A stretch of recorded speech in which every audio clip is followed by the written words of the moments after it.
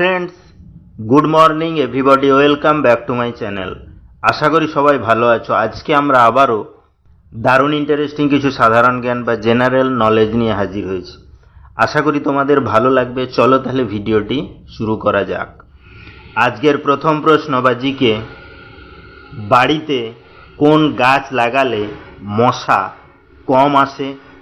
Option আছে দেখো, তুলসী, নিম, পুদিনা, গোলাপ। আমরা কিন্তু মশা তাড়ানোর জন্য বা মশা যাতে না আসে তার জন্য কিন্তু বিভিন্ন ধরনের ব্যবস্থা নিয়ে থাকি, কিন্তু এমন কি কোনো গাছের নাম আমাদের জানা রয়েছে যে গাছ বাড়িতে লাগালে মশা অনেকটাই কম আসে?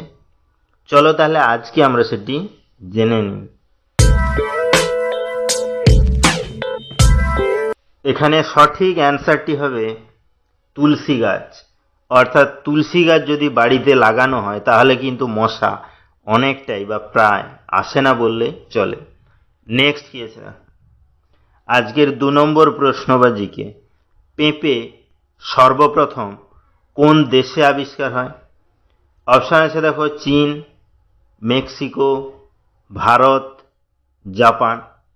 আমরা কিন্তু প্রতিদিনই বিভিন্ন ধরনের ভেজিটেবলস বা সবজি খেয়ে থাকি, তার মধ্যে কিন্তু পেঁপে একটি গুরুত্বপূর্ণ এবং প্রয়োজনীয় সবজি।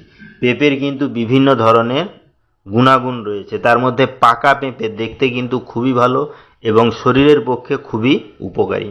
তাহলে সেই পেঁপে সর্বপ্রথম কোন দেশে আবিষ্কার হয়েছিল সেটি কি আমাদের জানা রয়েছে? চলো তাহলে আজকে আমরা সেটি জেনে নিই।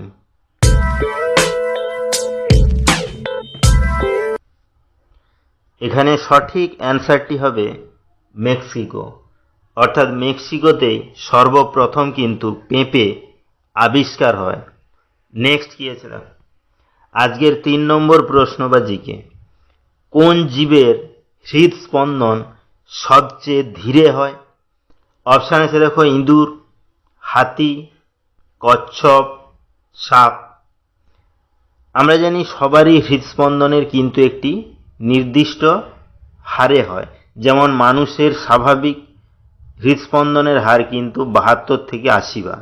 সেরকম এমন কি কোনো জীবের নাম আমাদের জানা রয়েছে যে জীবের হৃদস্পন্দন সবচেয়ে ধীরে বা আস্তে আস্তে হয়? চলো তাহলে আজকে আমরা সেটি জেনে নিই।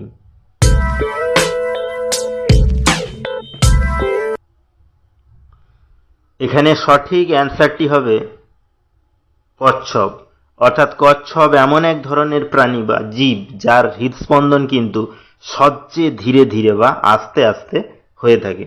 তাহলে ভিডিওগুলো যদি ভালো লাগে চ্যানেলটিকে অবশ্যই সাবস্ক্রাইব করবে, লাইকস করবে, কমেন্টস করবে, ফ্রেন্ডদের শেয়ারও করবে, কারণ প্রতিদিন এইরকম ইন্টারেস্টিং ভিডিও পেতে গেলে চ্যানেলটিকে অবশ্যই সাবস্ক্রাইব করতে হবে।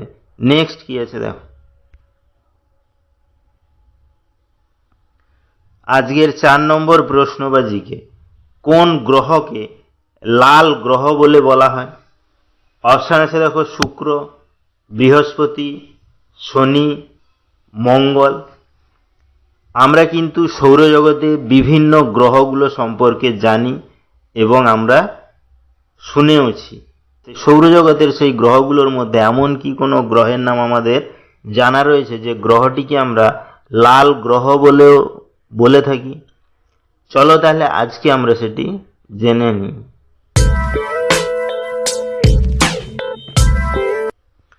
এখানে সঠিক অ্যান্সারটি হবে মঙ্গল। অর্থাৎ সৌরজগতের বিভিন্ন গ্রহগুলোর মধ্যে মঙ্গল গ্রহকেই কিন্তু লাল গ্রহ বলে বলা হয় বা ডাকা হয়ে থাকে। নেক্সট কি আছে,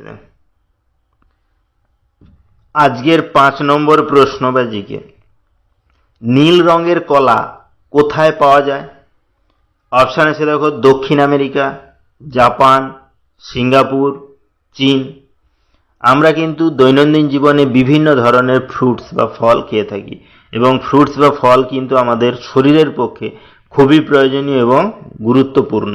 সেরকম কলা কিন্তু একটি গুরুত্বপূর্ণ ফল যেটি কিন্তু আমরা খেয়ে থাকি এবং বিভিন্ন কাজেও আমাদের লেগে থাকে। তাহলে নীল রঙের কলা কোথায় পাওয়া যায় সেটি কি আমাদের জানা রয়েছে? চলো তাহলে আজকে আমরা সেটি জেনে নিই।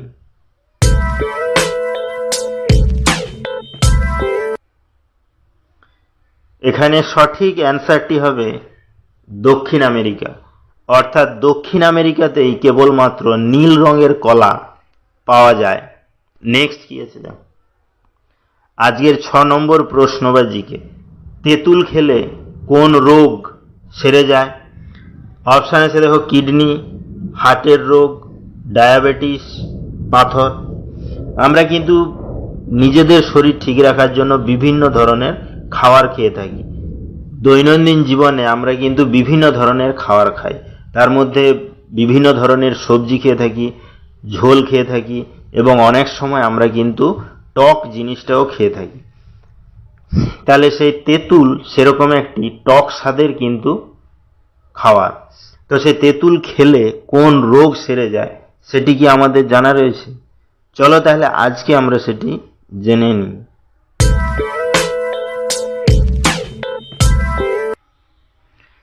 এখানে সঠিক অ্যান্সারটি হবে হার্টের রোগ। অর্থাৎ হার্টের রোগ তেঁতুল খেলে কিন্তু আমাদের অনেকটাই প্রতিরোধ হয়ে যায় বা সেরে যায়। নেক্সট কি আছে দেখো, আজকের 7 নম্বর প্রশ্ন বা জিকে, সোনার টাকা কোন দেশে প্রচলন আছে? অপশান আছে দেখো, সৌদি আরব, শ্রীলঙ্কা, ভারত, ফ্রান্স।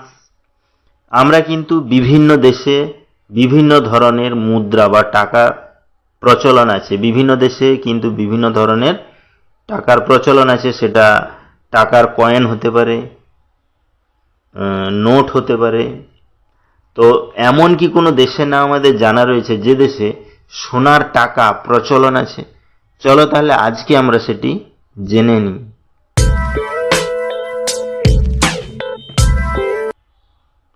তো বন্ধুরা, এই কোশ্চেনটি কিন্তু তোমাদের জন্য। এই কোশ্চেনটির অ্যান্সার যদি তোমাদের জানা থাকে তাহলে অবশ্যই আমাকে কমেন্ট করে জানাবে।